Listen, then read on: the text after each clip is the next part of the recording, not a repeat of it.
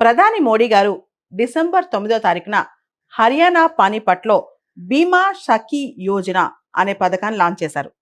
ఈ ప్రోగ్రాం ప్రకారం మహిళల్ని కొంతమందిని ఎల్ఐసి ఏజెంట్స్గా ట్రైనింగ్ ఇస్తారు. వాళ్ళకి 3 సంవత్సరాల పాటు ట్రైనింగ్ ఉంటుంది. ట్రైనింగ్ పీరియడ్లో కూడా స్టైఫెండ్ ఉంటుంది. ఇది మొదటి సంవత్సరం 7,000, రెండో సంవత్సరం 6,000, మూడో సంవత్సరం 5,000 ఉంటుందన్నమాట. ఒకసారి ట్రైనింగ్ అయిపోయిన తర్వాత వీళ్ళు ఎల్ఐసి ఏజెంట్స్గా సమాజంలో పనిచేస్తారు.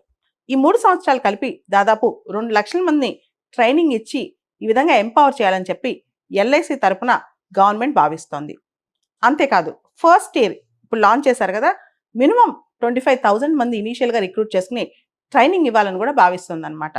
ఎవరైతే గ్రాడ్యుయేట్స్ ఉంటారో, అంటే మినిమం 10th క్లాస్ ఉండాలి, ఎవరైతే గ్రాడ్యుయేట్స్ ఉండి ఈ ట్రైనింగ్ తీసుకుని ఎక్స్పీరియన్స్ అవుతారో వాళ్ళకి భవిష్యత్తులో ఎల్ఐసి డెవలప్మెంట్ ఆఫీసర్స్గా రిక్రూట్ అయ్యే అవకాశం కూడా ఉంటుందన్నమాట.